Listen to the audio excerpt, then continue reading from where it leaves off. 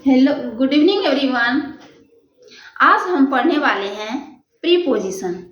Preposition ऐसा chapter है जो कि बिना पढ़े हम ना सही से हम लिख पाएंगे, ना ही हम सही से पढ़ पाते हैं और ना ही हम सही से बोल पाते हैं। इसलिए ये चैप्टर जो है बहुत ही इम्पोर्टेंट है। तो आइए आज पढ़ते हैं प्रीपोजिशन। प्रीपोजिशन का मतलब होता है, प्रीपोजिशन का अर्थ ही होता है, प्री का मतलब होता है पहले और पोजीशन का मतलब होता है क्या कहते हैं, स्थिति, पहले स्थिति। प्रीपोजिशन वे शब्द हैं जो किसी नाउन या प्रनाउन के आगे लगकर किसी दूसरे नाउन या प्रनाउन से स्थिति बताता है, उसे हम प्रीपोजिशन कहते हैं। The word which are used before any noun और pronoun to show their which are used before any noun or pronoun so called preposition।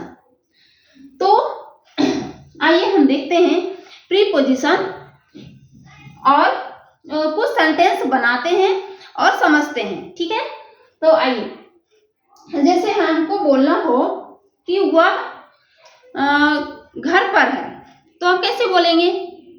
वह घर पर है, ही इज एट होम। तो एट क्या है? ये प्रीपोजिशन है, वो पोजीशन बताता है कि वह कहाँ पर है। तो एट क्या है? प्रीपोजिशन है। वह, जैसे मान लीजिए कि ये बुक है, ये बुक है और हम इसको टेबल पर रख दिए। मान लीजिए इसको टेबल पर रख दिए, I am dropping the book on the table. इस बुक को कहाँ रख दिए हम? टेबल पर। तो ऑन द टेबल। अगर हम टेबल के आगे रख दिए तो हम बोलेंगे इन फ्रंट ऑफ टेबल। अगर हम पीछे रख दिए इसको, टेबल के पीछे, तो बोलेंगे कि क्या कहते हैं, बिहाइंड द टेबल। टेबल के पीछे, बिहाइंड द टेबल।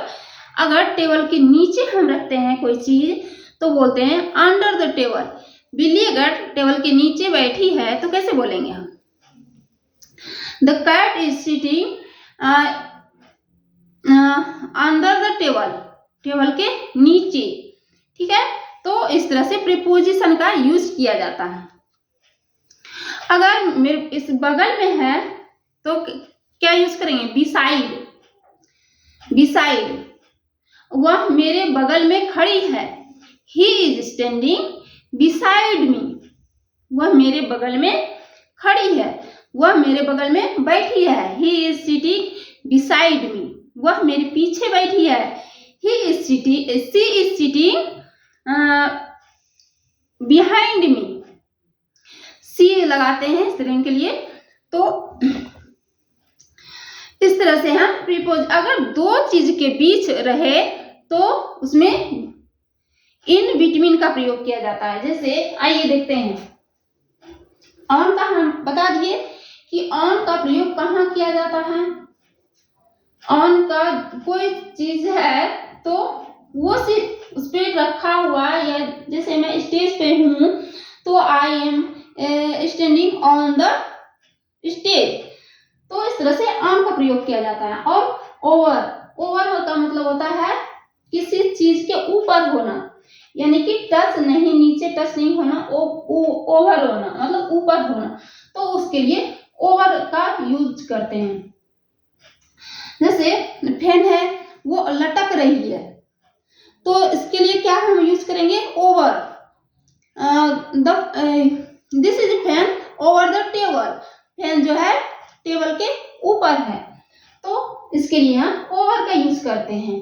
और अंडर का यूज हम बता दिए हैं कि अंडर का यूज किसके लिए करते हैं?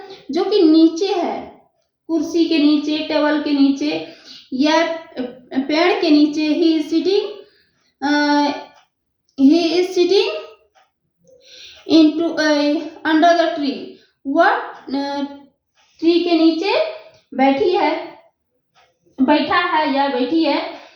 तो इस तरह से अंडर का यूज करते हैं। बिसाइड यानी कि बगल में, किसी चीज के बगल में, जैसे मेरे घर के बगल में एक घर है, तो कैसे बोलेंगे? तो इस तरह से हम बिसाइड का यूज करते हैं। और जब हम इनटू का प्रयोग कब करते हैं?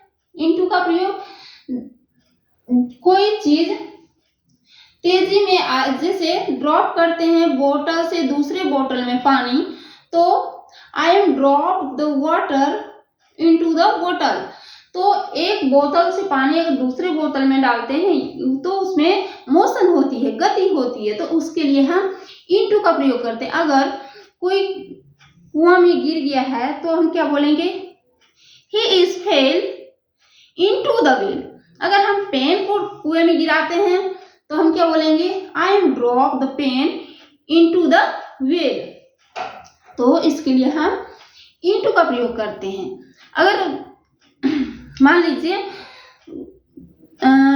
एक बच्चा है रूम में, तो हम बोलेंगे there are one children in the room। अगर वही बच्चा रूम में दौड़ रहा है तो हम कैसे बोलेंगे?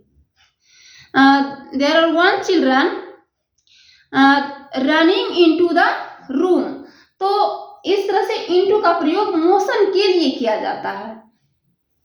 और अपॉन का होता है कोई चीज ऊपर से आया और उसी पे अटक गया, यानी कि अटक गया और अस्थिर हो गया, तो उसके लिए अपॉन का यूज करते हैं। अक्रॉस का यूज कहाँ करते हैं? अक्रॉस यानी कि आर पार, कोई चीज आया और किसी चीज के आर पार हो गया, इधर से आया और इधर से आर पार हो गया, तो अक्रॉस का यूज करते हैं उसके लिए। बिहाइंड का यूज कब करते हैं? पीछे के लिए, कोई चीज पीछे है तो उसके लिए हम बिहाइंड का यूज करते हैं। इन फ्रंट कहाँ यूज करते हैं? कैसे? जैसे मेरे घर के सामने एक दुकान है, तो कैसे बोलेंगे? There are one shop in front my house. दो दुकान है तो there are two shops in front my house. अगर कोई पेड़ है मेरे घर के सामने तो कैसे बोलेंगे?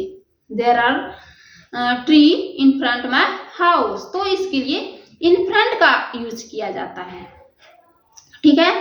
तो जैसे हम चेयर पे बैठते हैं, तो चेयर अगर हैंड वाली होती है तो उसके लिए हम क्या लगाते हैं? I am sitting into the chair.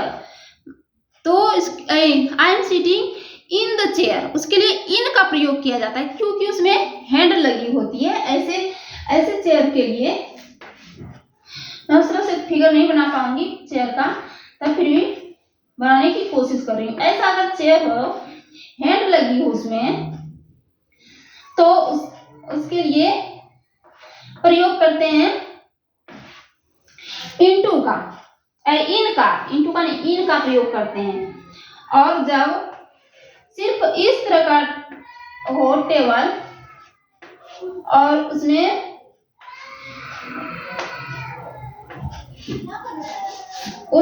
जो है हैंड नहीं रहती है जो, तो उसमें ऑन का, आई am sitting on the table, तो उसके लिए ऑन का प्रयोग किया जाता है।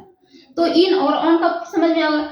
और इनका प्रयोग कहीं जाने आने के लिए भी किया जाता है, जैसे वाहन के लिए, नहीं कहीं स्कूल में है या कहीं कॉलेज में है आप, तो इसके लिए भी इनका प्रयोग करते हैं। जैसे मैं स्कूल में हूँ, I am in school, I am in college, तो इसके लिए भी इनका प्रयोग किया जाता है। जैसे हम कहीं जाते हैं तो वाहन से जाते हैं या पैदल जाते हैं, तो उसके लिए बाय का यूज किया जाता है। जैसे मैं मार्केट जा रही हूँ बाइक से, तो कैसे बोलेंगे? I am going to market, to लगा, आई एम गोइंग टू भी क्या है? एक प्रीपोजिशन है। और by bike, I am going to market by bike, by train, by car, by cycle. तो इसके लिए वाहन के लिए जितने भी वाहन हैं और जिससे सफर करते हैं तो उसके लिए बाय का यूज किया जाता है। ठीक है, तो आपने इतने पढ़ लिए और फिर अगले दिन फिर मैं प्रीपोजिशन आपको अच्छे तरीके से और समझाऊंगी। ठीक है, तो इतना ही आज मैं इतना ही पढ़ाई, और इसी को आप बार बार प्रैक्टिस कीजिएगा और सेंटेंस बना के प्रैक्टिस कीजिएगा ताकि आपको समझ में आ जाए कि कहाँ पे कौन से प्रीपोजिशन का यूज किया जाता है। तो थैंक यू। अगर वीडियो पसंद आए तो लाइक और सब्सक्राइब जरूर कीजिएगा। Thank you.